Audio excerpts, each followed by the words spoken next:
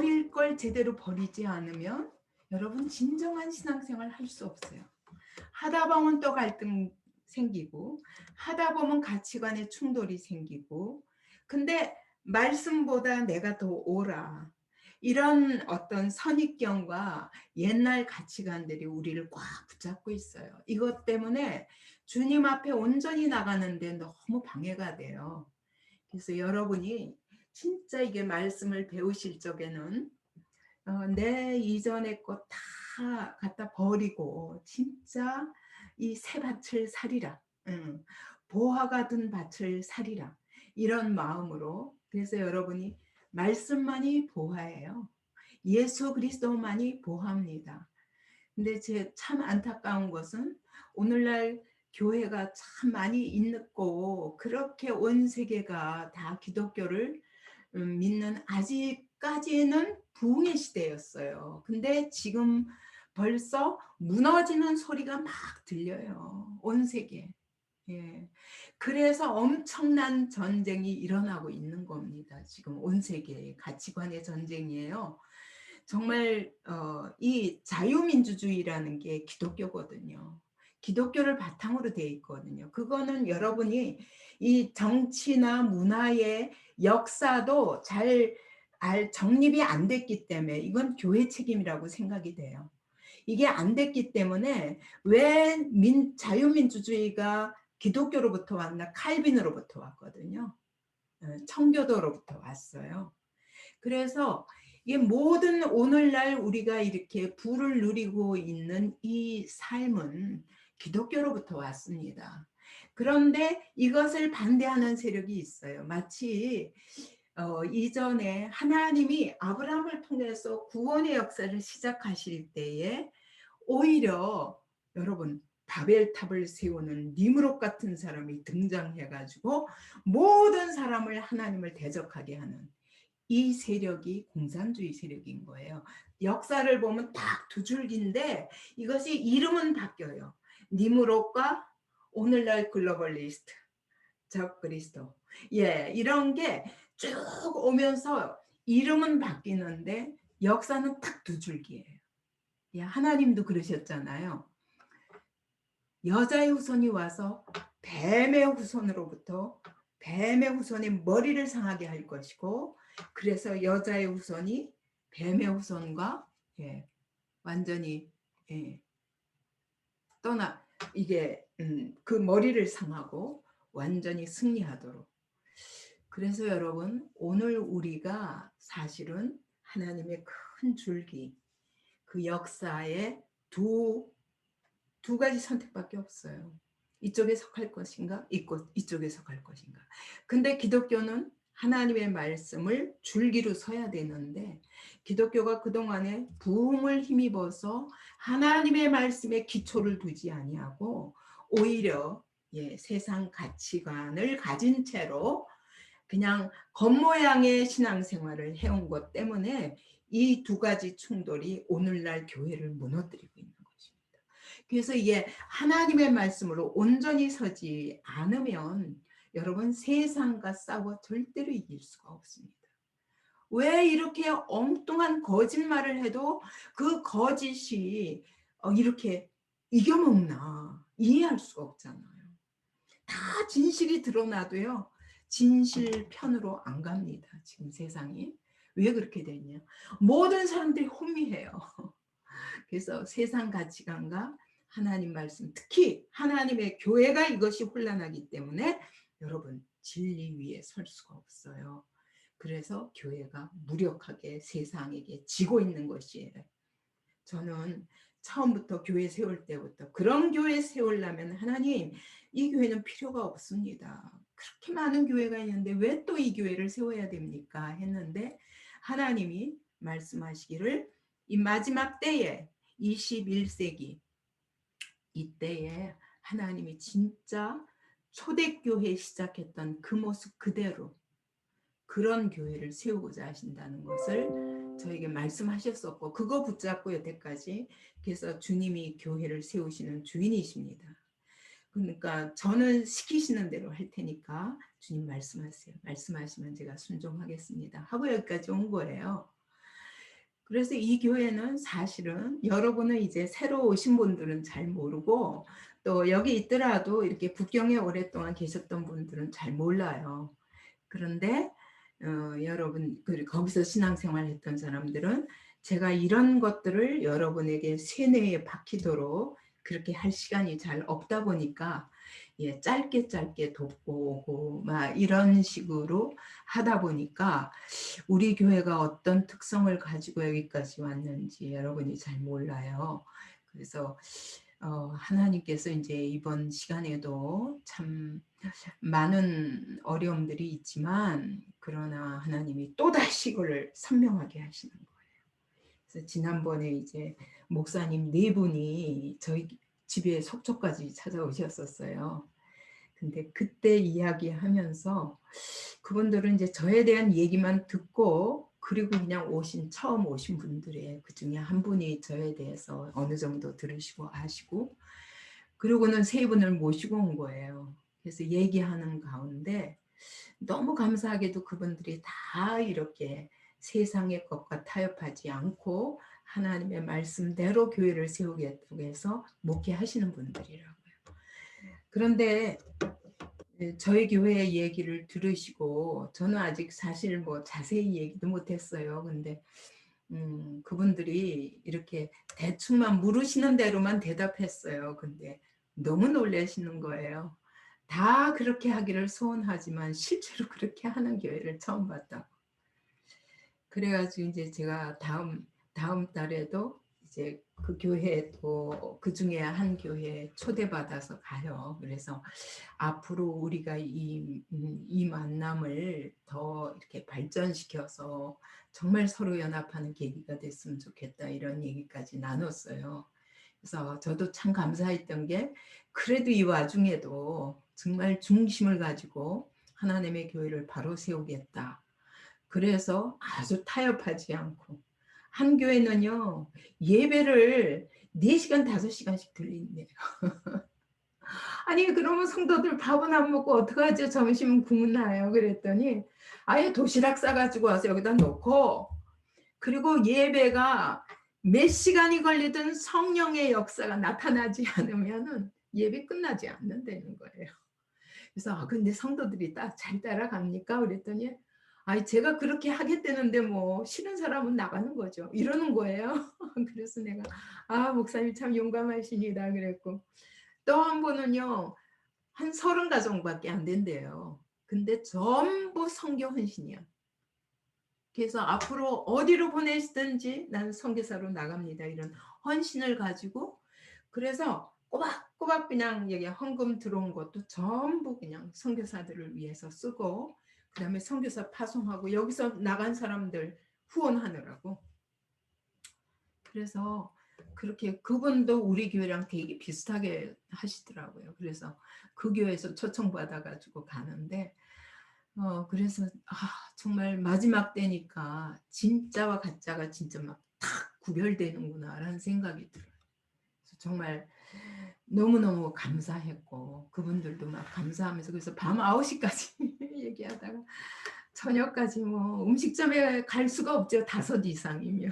그래서 우리 집에서 밥해가지고 먹으면서 그리고 밤늦게까지 교제다 갔거든요. 근데 사실 이런 만남도 다 위기의식을 느끼는 거예요. 다 위기의식을 느끼면 이때 어떻게 하면 좋은가. 앞으로 우리 한국교회는 어떻게 할 것인가. 이런 상황 속에서. 지금 갈수록 어려워지고 있거든요. 나라 형편이. 그래서 여러분도 깨어서 기도해야 됩니다. 사실은 나라가 없이 교회도 있을 수 없고 가정도 있을 수 없고 그렇죠. 그래서 깨어서 기도해야 되고 우리의 믿음을 이번 기회에 정말 바로 세우는 우리의 세상적 가치관에 의해서가 아니라 정말 말씀으로 세우는 그런 복된 시간이 되기 바랍니다. 네.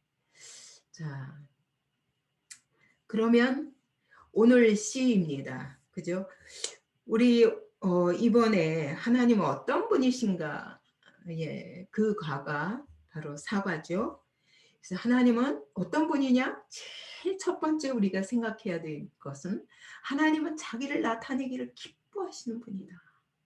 그래서 하나님은 계속 먼저 처음부터 우리의 마음속에 하나님을 아는 의식을 주셨어요. 신의식을.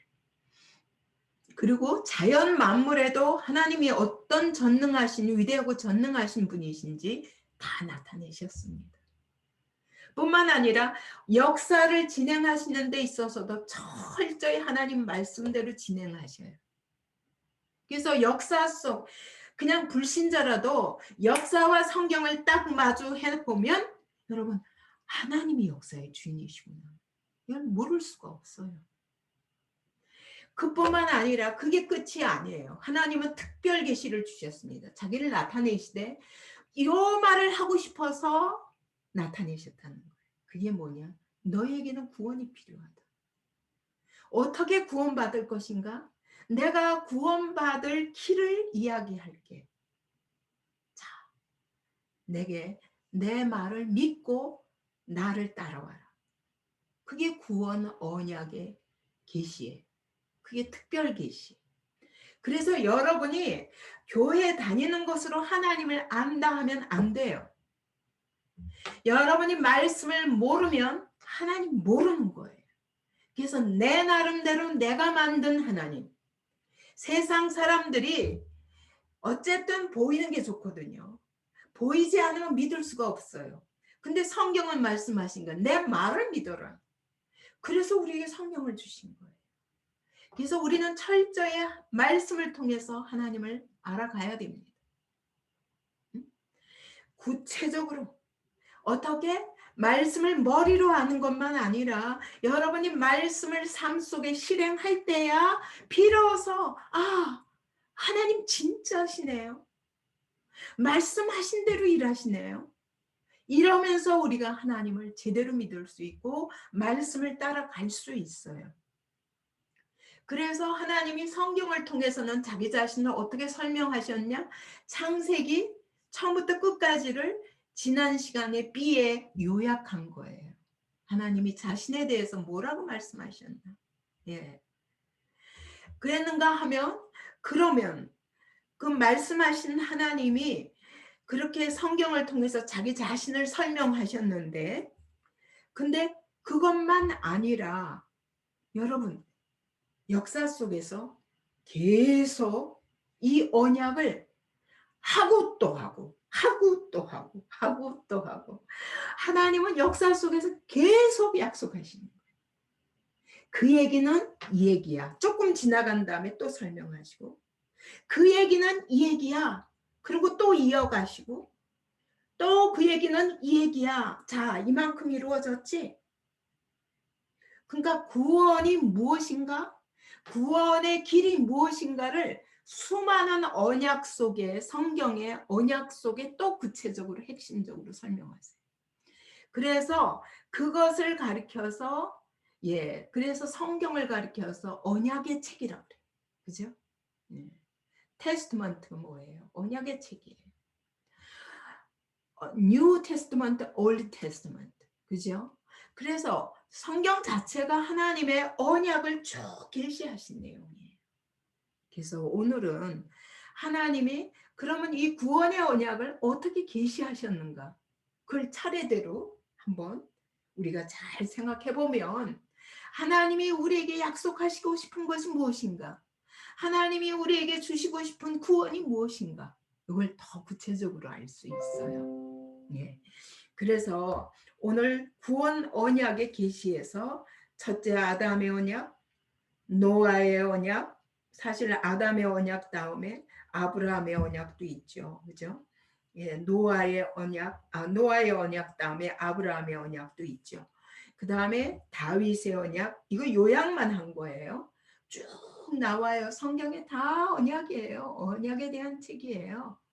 성막도 마찬가지고, 모세 언약도 있죠. 여러 언약이 있지만 거기서 너무 길게 설명하면 여러분들이 처음부터 어려우니까 그래서 이제 아주 간단 요약하게 정리한 거예요. 그래서 다윗의 언약이 결국은 아브라함의 언약까지 예수 그리스도의 언약까지 이어졌고 그러면 구원의 목적은 무엇인가? 그러면 우리를 최후로 어디까지 데려가기를 원하시는가? 이것에 대한 얘기가 오늘 공부의 내용입니다. 자, C 구원 언약의 계시. 네, 이걸 보겠습니다. 제가 물을 안 갖고 왔어요. 물을 좀 가져올게요.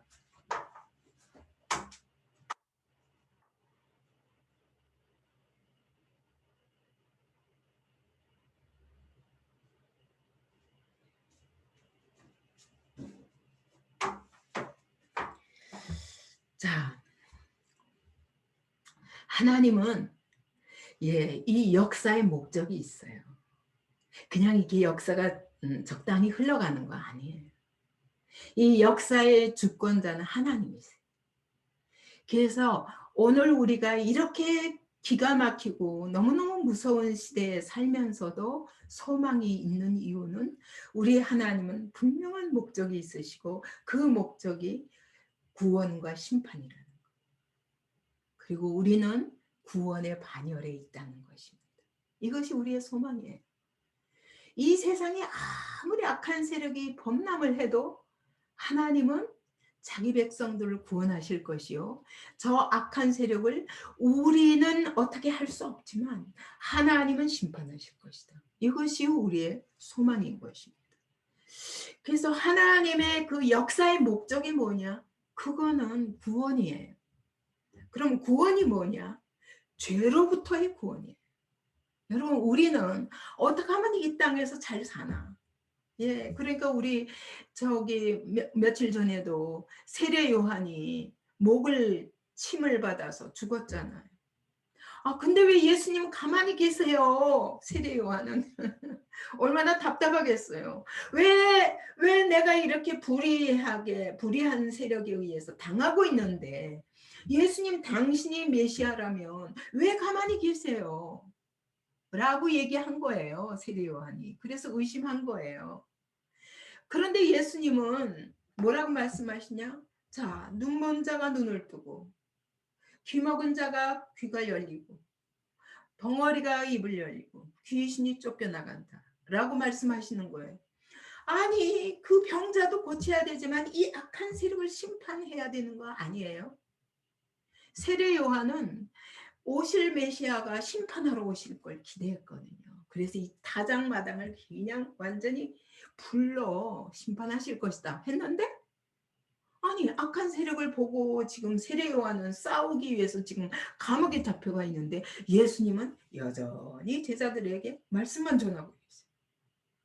여러분, 이건 기가 막힌 하나님의 의미가 담겨 있어요. 우리는 당장 내가 경제적으로 힘들다고요. 이게 안 된다고요. 이거 제발 건져주세요. 라고 하지만 예수님은 먼저 죄로부터요. 그러니까 왜 눈 멀었는지 알아? 내가 눈 멀게 만든 게 아니라 죄가 그렇게 만든. 내가 이런 세상을 만들 게 아니고 너희를 이렇게 비참하게 만든 게 아니라 너희가 죄로 인하여 오늘 이 사망과 사단의 세력에 잡혀서 죽어가고 있는 거야. 그래서 예수님은 일단은 오시긴 오시는데 메시아가 오시긴 오시는데 두 번 오신다니까. 첫째는 구원자로 오셔요. 그러나 다시 오실 때 심판자로 오실 거예요. 구원자로는 이미 오셨어요. 이제는 심판밖에 안 남았어요. 그죠? 근데 세례 요한은 그때부터 하나님이 심판하실 줄 알았다고요. 오늘도 우리는 여러분 이 세상의 문제가 결단코 해결이 안 될 수 있어요. 잘 빨리빨리 안 돼요. 아, 기도하는데 빨리빨리 안 돼요. 그래서 너무 답답해요. 근데 주님은 계속 먼저 죄로부터요. 먼저 죄로부터 구원받아요. 그래서 하나님의 역사의 목적은 뭐냐? 죄로부터의 구원이에요. 그래서 아직도 심판이 오기 전에 주님은 그 구원에 중심을 두고 계신 거예요. 그래서 저는 교회가 지금부터 해야 할 일이 뭐냐? 아버지, 정말 주님이 말씀하시고자 하시는 온전한 구원, 그 구원을 바로 선포해서 모든 사람이 구원받기에 이르는 거예요. 악한 세력을 빨리 심판하셨으면 좋겠는데 하나님은 굉장히 더디세요. 그들도 기다리시는 거니까. 그래서 하나님의 역사의 목적은 구원이란 죄로부터의 구원. 자기 자신은 스스로 구원할 수 없는 주인이에요. 그래서 우리를 건지시기 위해서 그분은 하나님이 사람이 되어서, 다시 말하면 이 더러운 육신을 입고 우리와 똑같은 모습으로 오셔야만 했던 거예요. 왜? 그분이 우리 죄를 대신해서 십자가에 죽으시지 않으면 우리의 구원은 없기 때문입니다. 그죠? 그래서 그러면 그렇게 해서 어떻게 하려고요? 죄로부터 구원한다는 게 뭘 의미하죠? 그 얘기는 뭐냐? 내가 원래 너희를 지은 것은 하나님의 형상대로 지었어. 이런 모습으로 하나님을 대적하고 하나님을 반대하고 하나님보다 더 높아져서 교만하게 하나님을 대적하는 자가 아니라, 그래서 스스로 죄와 사망과 사단의 권세에 빠져 죽어가는 게 아니라 하나님과 교제하는 그런 아름다운 하나님의 사람들로, 하나님의 아들로 만드셨다고요, 원래. 그래서 흙으로 지으시고 하나님의 숨을 불어 넣으셨어요. 그래서 우리를 하나님의 형상으로 만드시고, 그리고 우리에게 복을 주셨어요. 모든 복을 다 주셨어요. 그러면서 하신 말씀이 뭐냐? 온 세상을 다스리라. 하나님의 뜻대로 다스리라는 거예요. 그래서 우리를 지으신 목적이 원래 하나님과 교제하는 존재로서 하나님을 대리해서 하나님이 지으신 온 세상 만물을 다스리는 왕 같은 자리에 우리를 두셨다고 말씀하십니다. 근데 우리는 만물의 종이 되어버렸어요. 사단의 종이 되어버렸어요. 응? 죄의 종이 되어버렸어요.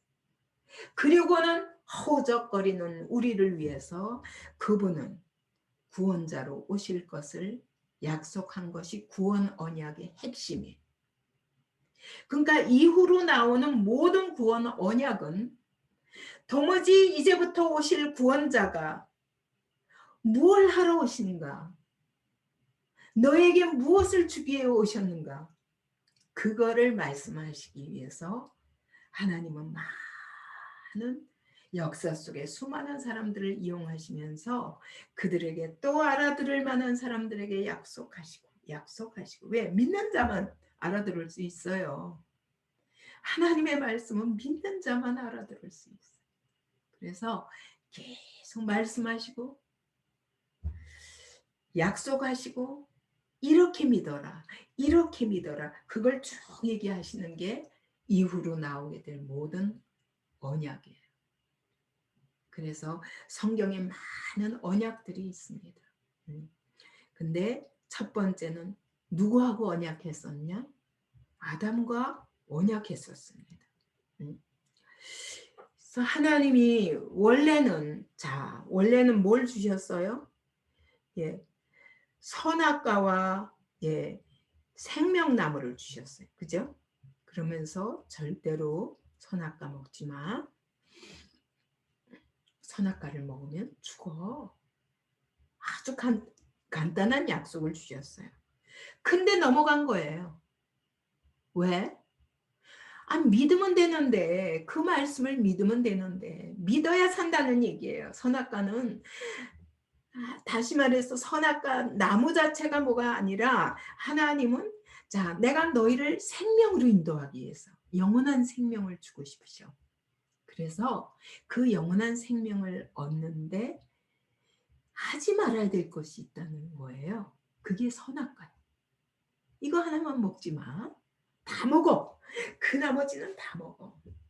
근데 이걸 먹었단 말이죠. 왜 그랬냐? 사단이 속였거든.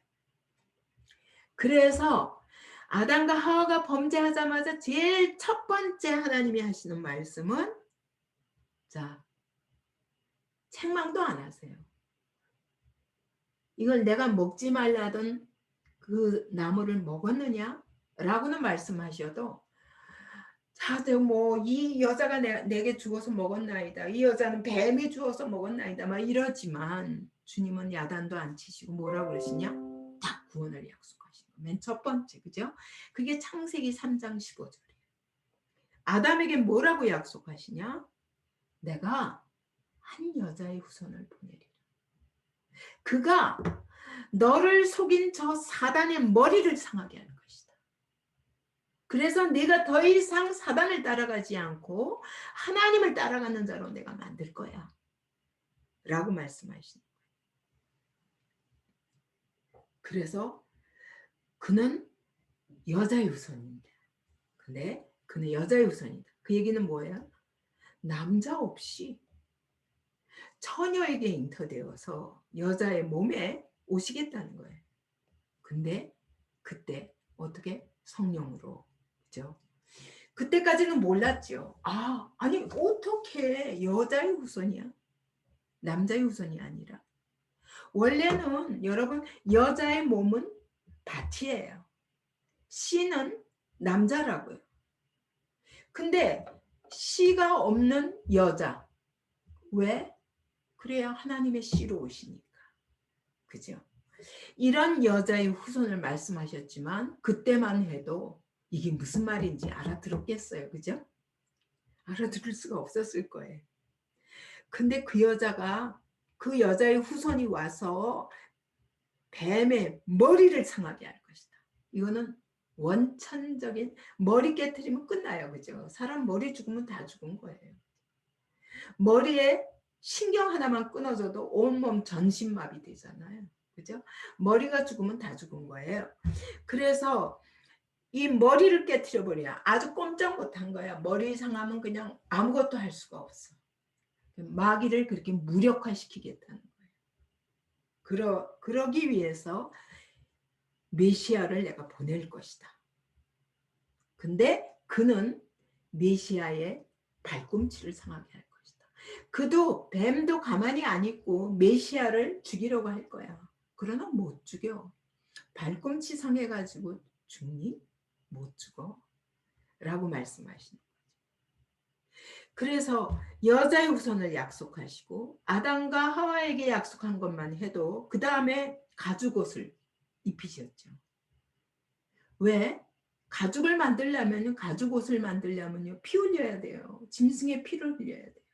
그 짐승을 죽여가지고 그 피의 옷을 입혀주시겠다는 거예요. 그래서 왜냐면 아담과 하와가 계속 무화과 잎으로 이 수치를 가리기 위해서 죄책감을 가리기 위해서 계속 이거를 하루에도 15번 이상 갈아입어야 된다고 그랬죠.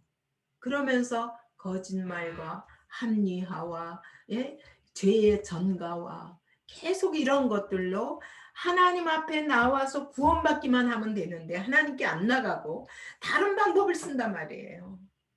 그래서 예수님이 더 이상 다른 방법 하지 마. 이 방법밖에 없어. 죄의 값을 너 대신 피 흘리는 제물이 필요한 거야. 그래서 피의 옷을, 가죽 옷을 입히신 거예요. 이거는 그 메시아가 와서 그가 너를 대신해서 죽을 것이다. 제물이 되어 죽을 것이다. 그걸 계시하신 거예요.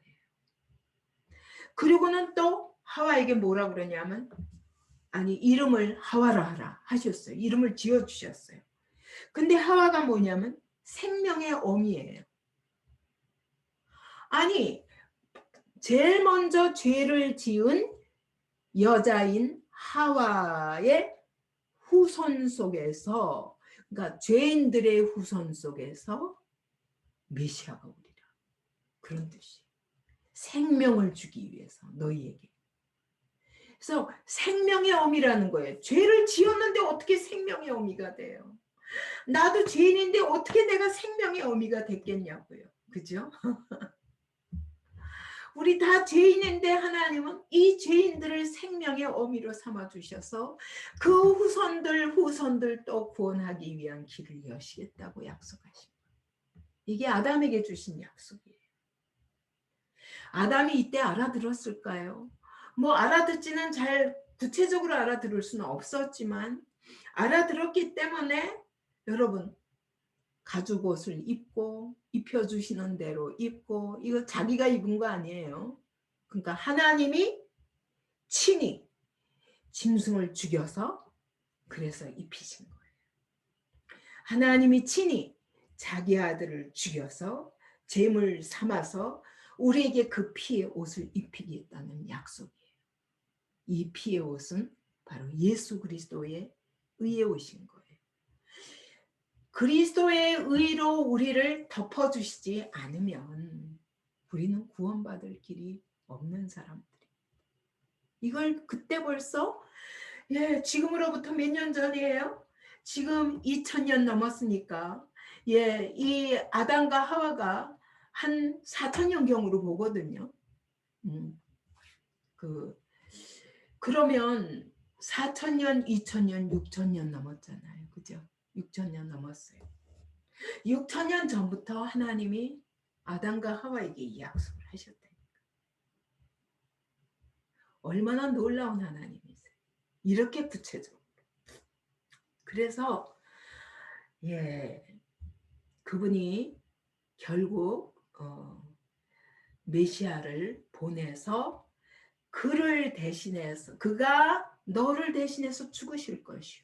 그죠? 그가 죽으실 것이요. 그가 죽으심으로 말미암아 너희에게 생명을 회복하게 하리라. 이 약속을 벌써 이때 주셨다고. 아담과 하와가 범죄하자마자. 얼마나 놀라운 사랑이에요. 자, 그러다가 이제 이런 아담과 하와의 후손들이 너무너무 여기 그래서 이제 이 노아하고 사실 아브라함하고 바뀌어야죠. 그죠? 그죠? 예. 그래서 이 순서를 제가 좀 바뀌어서 제가 이 아브라함 언약이 두 번째고 노아 언약이 세 번째로 해야 됩니다. 그래서 아브라함에게는 뭐라고 약속하셨냐? 이렇게 다 그냥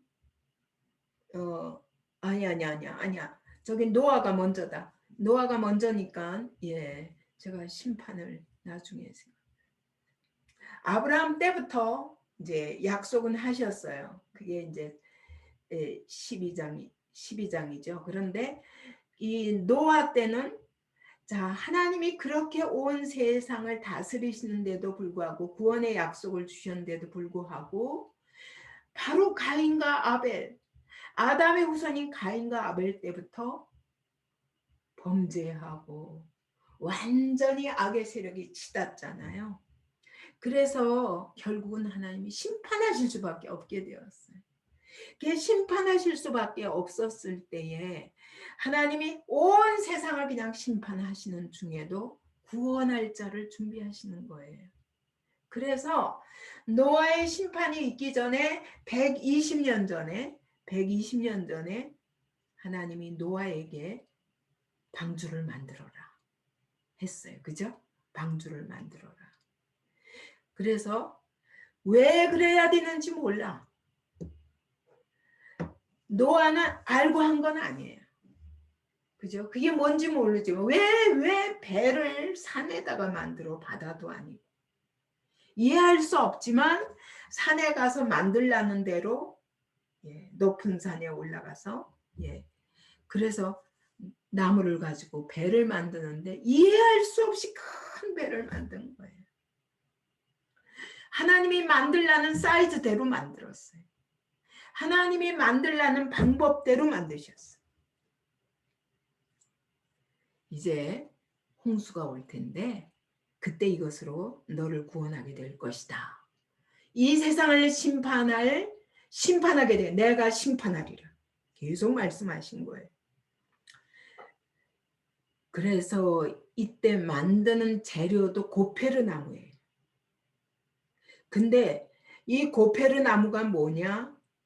여러분 이게 고페르가 코페르하고 똑같잖아요. 고페르 나무. 근데 코페르가 뭐냐? 역청이에요. 여기서 지금 그 방주를 만들고 고페르로 방주를 만들고 그 안팎에다가 역청을 코페르를 칠하는데 칠하는 뭐냐? 카파르예요. 그러니까 히브리어로 보면 다 비슷한 말이거든요. 그래서 자 고페르 나무로 그 안팎에다 코페르를 칠해라. 근데 이 코페르가 뭐냐? 피 흘려서 대속하다는 뜻이에요. 그러니까 역청 자체가 여러분 예수의 피를 의미하는 거예요. 그래서 코페르를 치라라는 거예요. 이 코페르가 뭐냐? 몸값이에요. 몸값을, 우리의 죄의 값을 지불하기 위해서 예, 피를 흘려야 되는 거예요. 구속. 그래서 우리를 대속해야 돼요. 그런 역청을 카파르 해라. 카파르는 뭐냐? 이것도 속죄하다는 뜻이거든요. 죄를 덮다, 속죄하다라는 뜻이거든요. 그러니까 피로 죄를 덮어라 라는 뜻이에요. 와, 우리 하나님 너무 멋있죠. 너무. 그래서 정말 예, 원어를 공부하다 보면요, 너무 놀래요. 성경이 어떻게 이렇게 완벽할 수 있을까? 예. 그래서 이 구약의 어떤 창세기의 어떤 이야기도요, 전부 신약의 예수 그리스도와 다 이어져 있어요. 그래서 노아에게 언약을 주신 게 뭐냐? 방주를 지으라는 게 고페르 나무 가지고 코페르를 치라고, 그리고 가파르 해라. 코페르를 가파르 해라. 이런 말이에요. 이게 다 대속하기 위해서 죄를 덮는다라는 뜻이 있어요. 그래서 나무도 그런 그 코페르라는 대속을 뜻하는 나무, 그리고 그 거기다 칠하는 것도 코페르, 다시 말하면 대속의 피라는 뜻이에요. 그것을 덮어서 칠하라, 그걸 칠하라, 대속하라 이런 뜻이에요. 그러니까 이 방주 자체가 뭐예요? 메시아가 흘린 피로 우리의 죄를 대속하기 위해서 만든 배, 무엇 가운데서 이걸 대속하기 위해서 우리의 죄로 인하여 하나님이 홍수 심판을 하실 수밖에 없을 때 홍수 심판을 면할 수 있는 길을 준비시키신 거예요. 그게 방주예요. 우리 하나님 너무 멋있어요. 마지막 날 어차피 내가 세상을 심판할 수밖에 없다 라는 게 첫 번째 말씀하고 싶으신 거고, 그런데 내가 대속의 피를 칠한 나무로 만든 배를 너에게 만들게 하니 이걸 준비하라는 거예요. 오늘 여러분 우리의 신앙생활도 마찬가지예요. 오늘 우리가 피의 나무, 이 방주를 만드는 거예요. 여러분의 믿음이 과연 정말 온전하게 믿는 사람에게는 여러분 이것이 예수의 피로 우리의 죄를 대속하는 배가 될 것입니다. 마지막 날에 우리를 구원하는, 나를 구원하는 배가 될 것입니다. 여러분의 믿음이. 그죠? 120년 동안 노아는 이걸 준비한 거예요. 근데 모든 사람들이 다 조롱했어요. 심지어 노아가 만들어 놓고 들어와라. 예, 마지막 날 여러분이 7일 전부터 문 열어놓고 들어오라고, 심판하시기 7일 전부터 하나님은 계속 거기로 들어가라고 문 열어놓으라고 그러셨어요. 노아가 계속 외쳤을 거예요. 다들 노아를 조롱했습니다. 왜? 시집가고 장가가고 하기 바빠서. 그죠? 오늘 우리도 똑같아요. 여러분 먹고 사는 거 바쁘죠? 할 일도 많죠. 그런데 이 구원을 준비하지 않는다면 그건 누가 준비해 주는 게 아니에요. 물론 하나님이 교회를 통해서 말씀 전하는 자들을 통해서 끊임없이 이 방주를 어떻게 준비해야 될 걸 여러분에게 선포하고 가르칠 수는 있지만 여러분의 방주는 여러분이 짓는 거예요. 다름이 아니라 여러분이 믿음을 준비하는 거예요.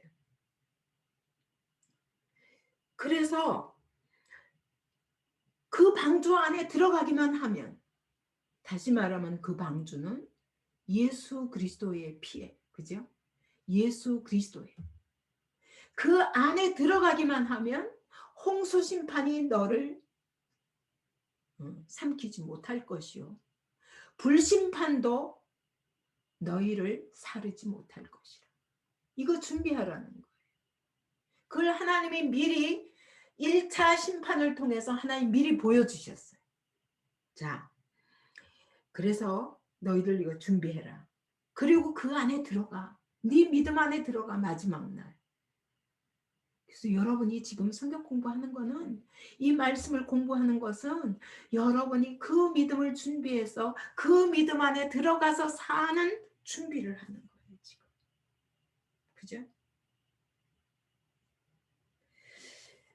자, 그러면서 이 믿음이 그를 구원할 텐데 믿는 자가 노아와 노아 가족밖에 없었어요.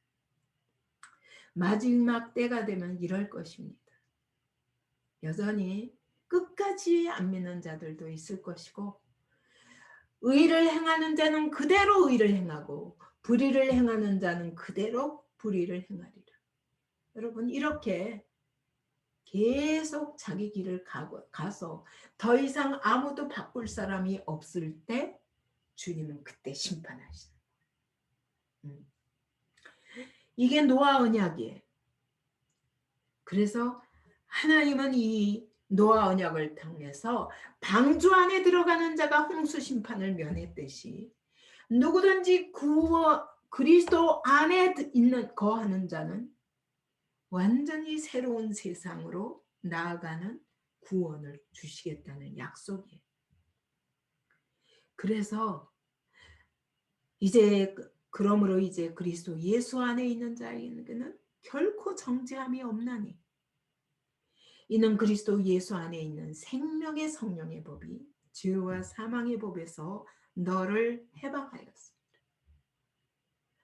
아, 여러분 오늘 우리에게 이 구원을 주시기 위해서 예수님 안에 사는 법을 가르치고 계신 거예요. 지금 우리의 신앙생활은 여러분 예수가 누구신가 머리로 하는 것이 아니라 여러분이 그 방주 안에 들어가지 않으면 구원받지 못해요. 그래서 방수 안에서 사는 삶을 준비하는 거예요. 자, 그리고 세 번째 아브라함 언약입니다. 그러면 아브라함에게는 이와 같이 다 응? 홍수 심판으로 다 쓸어버리고 예? 그리고 다시 새로운 세상을 시작하셨잖아요. 노아의 후손들로. 그런데도 결국은 또 바벨탑을 쌓은 거예요. 그죠? 그래서 하나님이 아브라함에게 떠나라 하시는 거예요. 여러분 아브라함의 첫째는 뭐냐? 구원받으려면 세상으로부터 떠나라. 여러분이 가지고 있는 모든 세상 가치관들로부터 떠나지 않으면 여러분 그것은 구원이 아닙니다. 머리로 알고 아 그런가 보다. 그렇다고 구원받는 거 아니에요. 여러분 그리스도 안에 들어가야 되거든요. 이건 삶이에요. 믿음이 삶으로 되어져야 돼요. 그래서 삶이 없는 행위가 없는 믿음은 죽은 믿음이라 라고 야고보서에서 말씀하시는 거예요. 그래서 아브라함에게 뭘 약속하셨냐? 떠나라. 첫째, 떠나라. 세상으로부터의 분리. 예, 그게 첫 번째. 다시 말하면 하나님이 완전히 새로운 하나님의 나라를 시작하시는데 어떻게?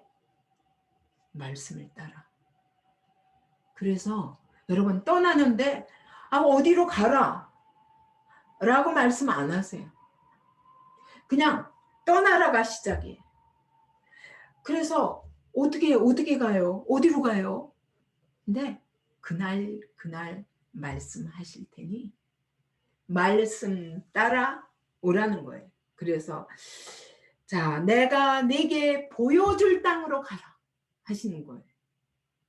이제부터 보여주겠다는 거예요. 그러니까 여러분 한 걸음 한 걸음 말씀대로 가는 게 그 땅으로 가는 길이에요. 그래서 하나님 절대로요 한꺼번에 안 보여주셔요. 우리는 답답해가지고 아니 뭘 하라고요. 이거 하라고요, 저거 하라고요. 하나님은 그 말씀 안 하세요. 오늘 한 걸음 순종해라. 이게 신앙생활. 그래서 하루하루 말씀을 따라가는 삶, 이걸 준비하는 게 믿음의 준비예요. 이게 신앙생활이에요. 이게 아브라함에게 주신 약속이라고요. 그때 이후로 지금까지도 우리에게는 어디로 가야 될지 모르겠어. 근데 그거 걱정할 필요 없어요. 떠나라면 떠나고 가라면 가고 서라면 서고 그러면 되잖아요. 근데 나는 꼭 가야 되겠다는 거야. 여기로. 응? 근데 하나님은 아니라고 하시는 거예요. 네가 정하지 마. 너는 모르잖아. 길을 모르잖아. 내가 한 걸음만 인도할게. 그래서 오늘의 순종이 중요한 거예요. 하루하루의 순종이 중요한 거예요. 이게 신앙생활인데 우리는 내가 정해놓고 하나님 저기 가게 해주세요. 이래서 우리가 신앙생활을 제대로 못하는 거예요. 자, 그래서 하나님의 약속을 믿고 하루하루 내가 내게 지시하는 대로 그날 지시하시겠다는 거예요. 그래서 여러분 눈 뜨면 오늘 하나님 어떻게 걸을까요? 이거 물어봐야 돼요. 내 멋대로 내가 정해놓고 이렇게 하리라 저렇게 하리라. 그렇게 하려면 물어보고 하세요. 물어보고. 그죠? 이게 신앙생활이에요. 그래서 하나님이 아니 일단 그 말씀을 믿고 떠난 거예요. 아브라함. 그 믿은 것을 그 믿고 떠난 것을 의로 여기셨다고 그랬어요. 여러분 우리는 뭘 해야만 될 것 같아. 내가 하나님을 위해서 뭘 해야 되나 이렇게 생각하는데 하나님은 내 말을 믿고 따라와. 그 믿음이 곧 의라고 그러셨어요. 그거를 오늘 우리는 여러분 이 수많은 역사 속의 사람들에게 하나님이 약속하신 것들을 하나하나 우리가 살펴보면서 우리의 믿음을 똑바로 세울 수 있어요. 그죠? 수천 년 전에 말씀하신 거지만 오늘 우리에게도 동일하다고요. 그죠? 그래서 하나님이 준비하신 땅이 있다는 거예요. 준비하신 땅이 있다는 거예요. 예, 그 땅이 이때는 하나님이 아브라함에게 가나안 땅이라고 목적이 가나안 땅이라고 그랬어요. 이건 결국은 그 가나안 땅은 하나님의 안식의 땅을 말하는 거거든요. 그래서 하나님이 우리에게 주시고자 하시는 것은 원래 에덴은 진짜 안식의 땅이었어요. 근데 우리가 범죄함으로 인하여 거기서 안식에서 쫓겨나 방황하는 삶을 시작했잖아요. 근데 하나님은 영원한 안식의 땅, 그게 새하늘과 새 땅이죠. 그 땅으로 데려가시겠다는 것을 아브라함을 통해서 약속하신 거예요. 사실 아브라함이 가나안 땅에 갔을 때 그 땅이 자기 땅이었나요? 하나님이 주리라 하셨지만요. 아직은 자기는 나그네에 불과했어요. 그래서 아브라함이 히브리서 11장에서 말씀하시는 거죠. 영원한 나라가 영원한 기업이 있는 줄 알고 그가 오늘 그 가나안 땅을 나그네처럼 살았다고 말씀하시죠. 그죠? 그래서 아브라함 언약을 통해서 우리에게는 일단 세상으로부터 분리해라. 그 다음에 약속을 말씀을 믿음으로 나를 따라와라. 그날 하나님께 순종하라는 거. 그러면 하나님이 어디로 인도하리라? 영원한 안식의 땅으로 인도하리라. 이 세 가지 약속하신 거예요. 네 번째, 다윗 언약입니다.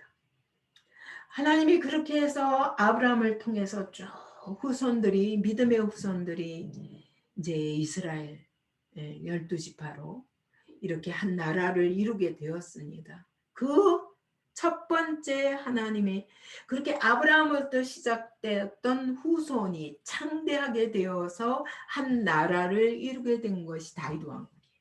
그죠? 예. 얼마나 걸렸어요? 이게 BC 천년경이니까 그러니까 1100년 걸려서 그러니까 아브라함을 주로 BC 2200년, 2300년경으로 보거든요. 그러면 얼마예요? 1200, 1300년 동안 여러분 나라를 아브라함 한 사람을 통해서 그 후손들을 통해서 12지파를 통해서 이루어진 나라가 1200년 걸려서 다윗 왕국으로 세워진 거예요. 하나님은 이런 왕국을 너에게 주리라 하신 거예요. 그래서 다윗에게 약속하신 것이 뭐냐? 역대상 17장 14절을 보면은 내가 영원히 그를 내 집과 내 나라에 세우리니 그랬어요. 다윗 왕국을 세우시면서 그를 내 집과 내 나라에 세우리니. 근데 다윗은 죽었잖아요. 솔로몬도 죽고. 그의 왕위가 영원히 경고하리라. 이게 뭘 말하냐? 다윗의 후손에서 메시아가 와서 그가 영원한 하나님의 나라를 세우실 것이다. 그래서 영원한 하나님 나라의 왕이 오신다. 누구의 후손으로? 다윗의 후손으로. 그 나라는 영원한 나라가 될 것이다. 라고 말씀하시면서 계시록에 보면은 예수님을 그 왕으로 표현합니다. 그죠? 예수님이 그 왕이십니다. 그는 만왕의 왕으로 오실 것이라. 계시록 19장 그가 피 뿌린 옷을 입었는데 이 예수 그리스도는 반드시 피를 뿌려야 돼. 다시 말하면 십자가에 죽으셔야만 돼. 그죠? 그래서 그 피의 옷으로 그는 반드시 우리 대신 죽으실 것이다. 근데 그가 하나님 나라 왕이야. 만왕의 왕이야. 그는 하나님의 말씀이라 그랬어요.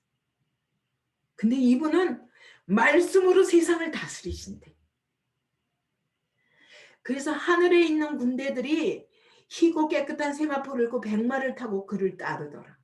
그분이 말씀을 가지고 말씀을 따르는 자들을 하나님의 군대처럼 끌고 백마 타고 오셔서 이 세상을 심판할 것이라. 그래서 어떻게 심판하시느냐? 그것으로 말씀으로 만국을 치겠고 친히 그들을 철장으로 다스리며 온 세상을 철장이 뭐냐? 곤봉인데 철로 된 곤봉이야. 이걸로 한번 딱 때리면 어때요? 다 박살이 나요. 박살. 그죠? 이 세상 나라를 심판하게 되리라. 그래서 그가 만왕의 왕으로 이 세상을 정복하실 것이라. 만주의 주가 되었어요. 그러니까 하나님이 처음에 시작하신 창조 계획을 절대로 실패하신 게 아니라 마지막 날 그분이 왕으로 오셔서 온 세상을 심판하실 것이다. 근데 그때 그가 하나님의 군대를 데리고 올 텐데 그 하나님의 군대에 속한 사람들이 뭐냐? 피 뿌린 옷을 입어야 돼. 예수 그리스도의 그 옷을 입어야 돼. 그래서 그분이 승리자로 오실 때 그들도 승리의 군대가 되어서 그를 따를 것이라. 그래서 여러분 피 뿌린 옷 이때 하나님의 군대로 뽑혀서 이렇게 같이 하나님의 군대가 되어 온 세상을 심판하는 데 함께 참여할 자들이 누구냐?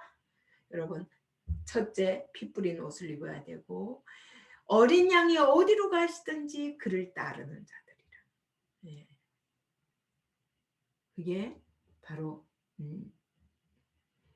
이 하나님의 군대. 그래서 그들이 하나님의 군대를 이루어서 예수님과 함께 온 세상을 다스리는, 그래서 왕 같은 제사장들이 될 것이라. 그래서 그리스도와 함께 왕노릇하리로다. 그러잖아요. 그죠?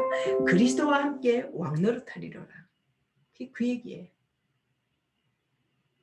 얼마나 구체적입니까? 하나님의 약속들이 여러분 오늘 우리가 어떻게 될 것에 대해서 너무 선명하게 말씀하시는 거예요. 그랬는데 드디어 예수 그리스도가 오셨어요. 오셨는데 그분은 아담에게 약속하신 대로 그죠? 아담 언약과 똑같이 그가 어떤 분으로 오십니까? 여자의 후손으로 오셨습니다. 노아 언약 때 주신 대로 방주입니다. 그가 우리를 그 안에 있는 자는 다 구원하실 것입니다. 그 다음에 아브라함의 후손입니다. 그래서 아브라함처럼 말씀을 좇는 자들. 그죠? 그래서 어디? 저 영원한 가나안 땅. 그 땅에 이르기까지 우리를 인도하실 것입니다. 근데 그는 왕, 다시 말하면 다윗 왕국을 이루었던 그 왕 같은 만왕의 왕으로 그는 작은 이 땅에서 작은 하나님의 나라였다면 예수 그리스도는 만왕의 왕으로 오실 것이다. 예. 그래서 쭉 지금 언약들이 쫙 이어지는 거예요. 예수님 얘기를 이렇게 딱 이어서 말씀하시는 거예요. 그래서 사실은 이렇게 언약을 따라 그래서 이게 하나님의 언약이라는 주제로 만약 성경을 쫙 읽어 내려간다면 되게 재밌어요. 예수님이 굉장히 선명해집니다. 결국은 하나님은 우리를 구원하시기 위해서 얼마나 완벽한 길을 준비하셨는가 말씀하시는 것입니다. 그래서 예수 그리스도가 이와 같이 아담의 언약을 이루시고 노아의 언약을 이루시고 아브라함의 언약을 이루시고 그래서 창대한 나라가 되게 하신다고 그러더니 창대한 민족이 되게 하신다고 그러더니 진짜 우리 예수 믿는 자들이 창대한 민족을 이룬 거예요. 이미 하나님의 군대로. 그래서 다윗의 후손과 같이 왕 같은 제사장이 되어 그리스도를 우리가 신랑으로 만나게 될 날이 올 것입니다. 그래서 그 예수 그리스도는 아담에게 말씀하신 대로 아담과 하와에게 말씀하신 대로 여자의 후손으로 오셨고 성령으로 잉태되셨고 하나님이 사람이 되어서 우리의 죄를 대신하여 죽으시려는 그래서 그 이름을 예수라 하라. 예수는 뭐냐? 자기 백성을 저희 죄에서 구원할 자이십니다. 여러분 우리의 죄를 구원하러 오신 분이십니다. 그리고 그분은 하나님이시지만 우리와 함께 하셔서 함께 하시기 위해서 성령으로 오셨습니다. 그래서 완전히 예수 그리스도가 오심으로 이 모든 약속들이 이루어졌다는 걸 우리는 알 수 있어요. 그죠? 근데 예수님은 처음에는 초림은 그분이 우리를 구원하시기 위해서 대속 제물로 오셨지만 그죠? 그러나 이제 우리는 또다시 그분이 부활하시고 승천하시고 나서 우리에게 성령을 보내시고 성령으로 말미암아 계속 그분과 함께하는 거예요. 그죠? 예수님이 이렇게 오셔서 부활하시고 승천하시면서 성령님을 우리에게 보내셨어요. 계속 우리와 함께 계신 거예요. 지금. 그죠? 함께 계시면서 결국은 다시 오실 그날을 기다려라 하신 거예요. 그래서 지금 우리는 기다리고 있는 거예요. 근데 너무 그때가 가까웠어요.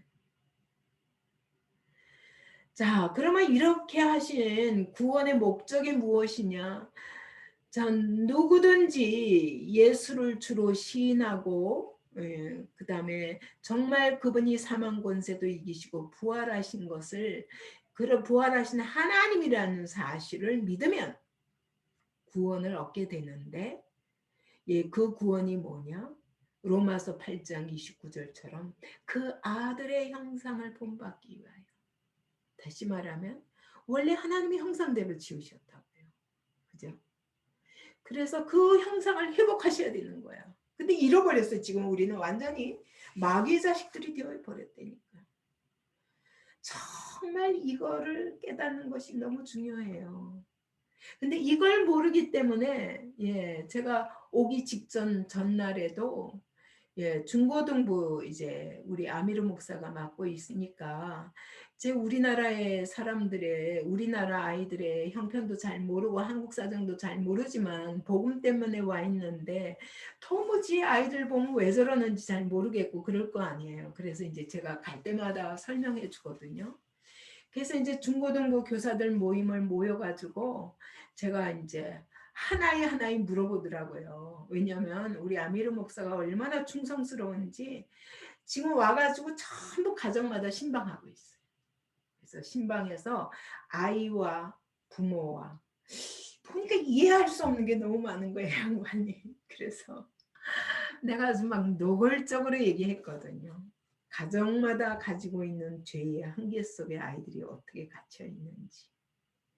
그래서 아이들은 사실 어른들의 죄의 희생자고 그 어른도 또 죄의 희생자고 그래서 이 죄의 근본 원인을 이 가정의 근본 원인을 파악하고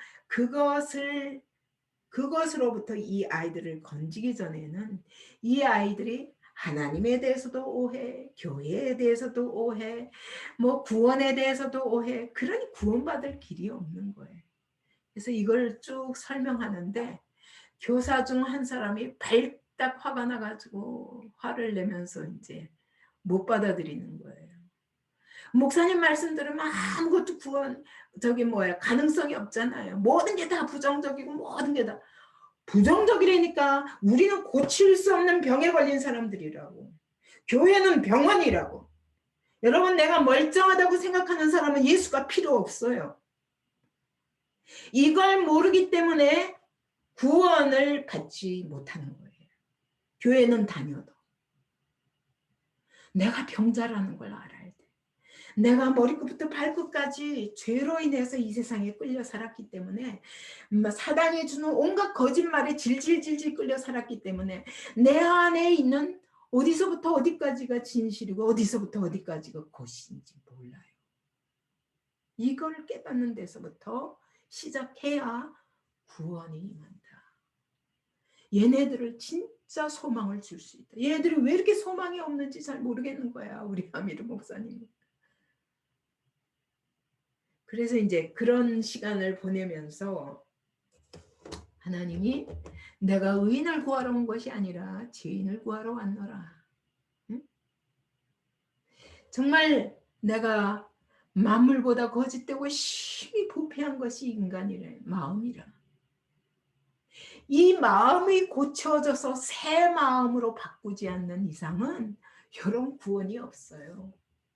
근데 내가 가진 모든 것들을 위에다가 이 신앙과 성경 지식을 이렇게 번복을 해가지고 고상해지려고 한다면 그건 잘못된 신앙이에요. 예. 그래서 우리의 신앙생활이 얼마나 모순이 많은지 모릅니다. 하나님은 우리를 이 마음을 바꿔주시길 원하셔요. 그래서 너희 속에서부터 나오는 그것이 너희를 더럽게 하느니라. 속에서 나온 것이 뭐냐? 음란과 부정과 온갖 그냥 간음과 거짓말과 도둑질과 폭력과 이런 것밖에 없어요. 그런 우리 자신에 대해서 정말 깨달은 사람이라 예수님 저를 건져주세요. 예수님이 아니면 구원받을 수 없습니다. 예수님 저를 고쳐주세요. 이 생각을 고쳐주시고 이 마음을 고쳐주세요. 내가 내 마음도 어떻게 할 수 없는 사람이에요. 내 마음 나도 몰라. 안 돼 마음대로. 그게 인간이에요. 이게 죄라고요. 이거를 고쳐야 구원이 있는 거예요. 진짜 구원받은 백성으로 살죠. 그래서 여러분 하나님은 우리를 그 아들을 본받게 하기 위해서 우리를 아들 삼으려고 예수님을 맏아들로 보내셨다는 거예요. 나는 작은 아들이야. 우리 다 작은 아들이. 작은 아들 작은 딸들이. 그래서 하나님은 우리를 새로운 피조물로 만들어서 저 새하늘과 새 땅에 데려가기를 원하세요.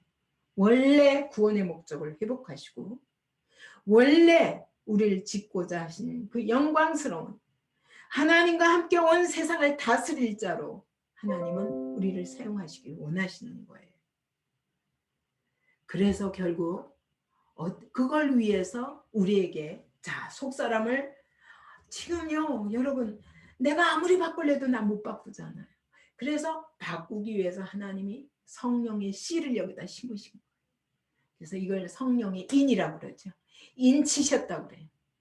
도장을 딱 찍었어요. 너는 내 거야. 어떻게? 성령님을 우리 안에 주신 거예요. 근데 여러분 이건 자라가야 돼요. 다 한번 성령님이 임하셨다고 그래서 여러분 헷가닥 바뀌면 얼마나 좋겠어요. 근데 여러분 선악과를 먹으면 죽는 줄 알면서도 우리가 선악과를 먹은 것처럼 오늘도 여러분 우리가 아무리 하나님의 뜻을 알아도 하나님의 뜻대로 살 수는 없는 인간들이라. 그래서 하나님이 우리에게 성령을 딱 심어 놓으시고 씨앗으로 비교하시는 거예요. 그래서 말씀과 성령은 동일하거든요. 말씀의 씨를 딱 우리 안에 심으셨어요. 성령의 씨를 심으셨어요. 이제부터 자라가야 돼요.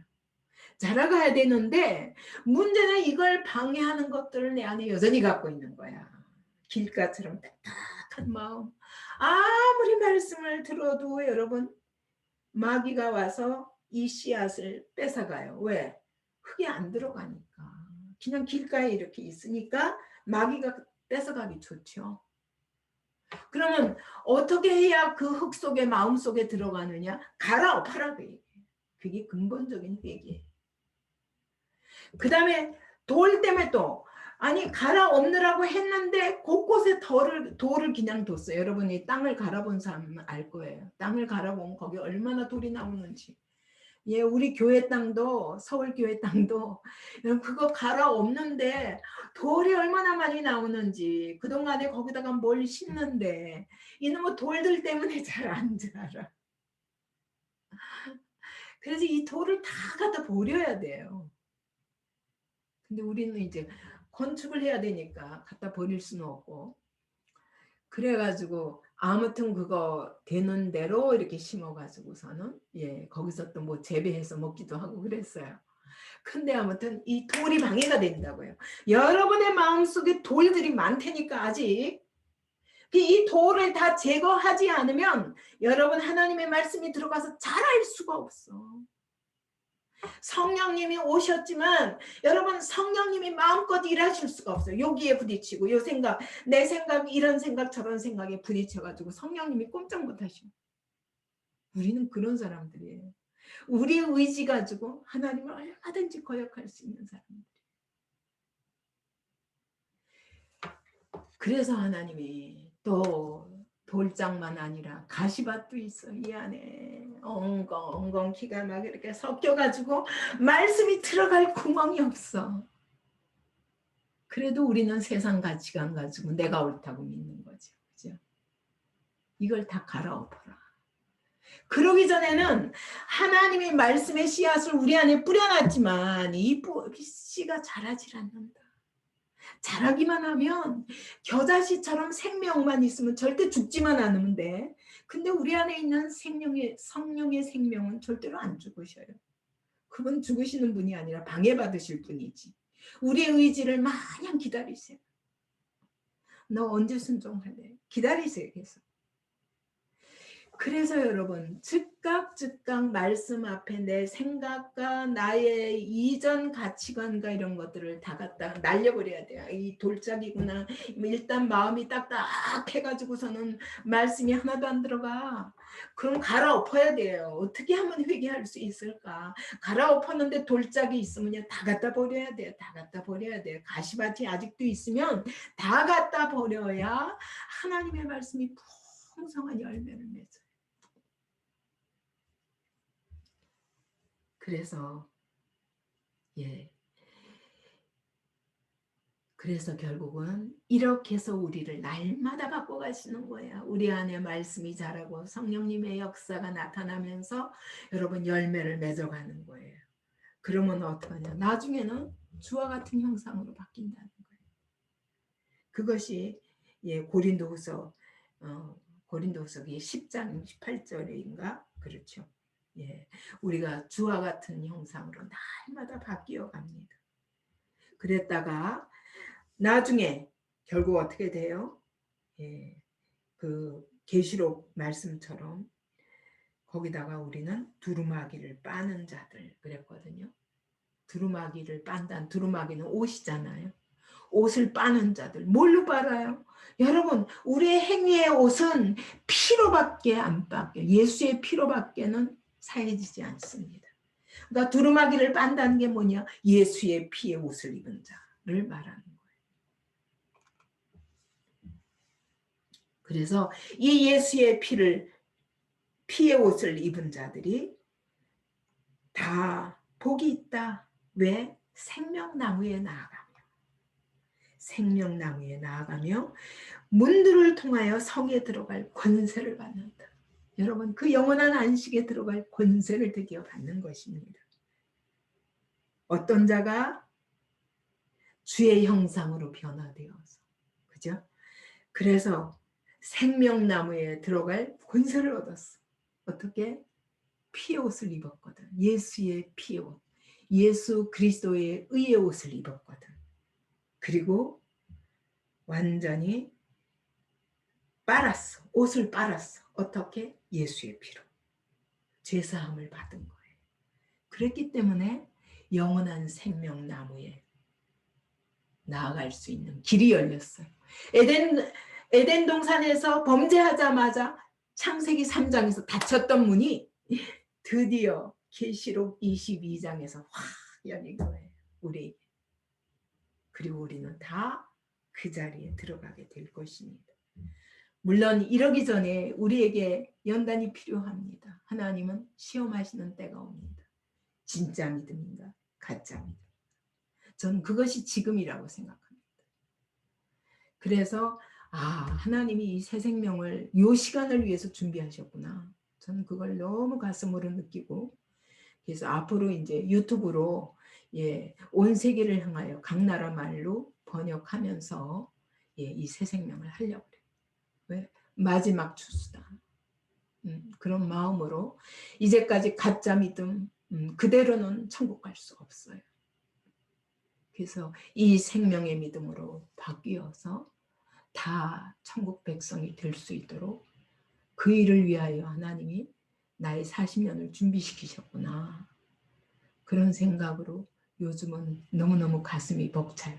그리고 이것으로 우리 교인들부터 살려야 되겠다. 그죠? 예. 그래요.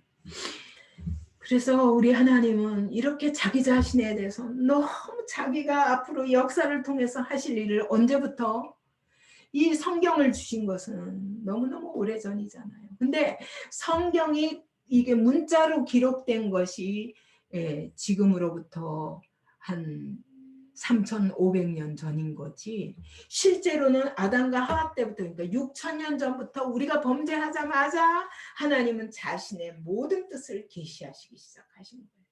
그때부터 지금까지 6,000년 동안 계속 그분의 뜻을 한 번도 멈추지 않고 계속 우리에게 나타나고 계신 것입니다. 그러므로 여러분 이 성경을 볼 때 우리가 얼마나 감격스러운 것입니까? 나 같은 자에게 하나님이 하시고 싶으신 말씀이 있는데 이거였구나. 이걸 해서 어떡하라고? 여러분 다 그 성에 들어와라. 내가 너희를 위하여 피 흘렸고 내가 너희를 위하여 모든 구원의 길을 준비하였으니 더 이상 이 세상 가운데서 방황하지 말고 내게로 나와라. 말씀하십니다.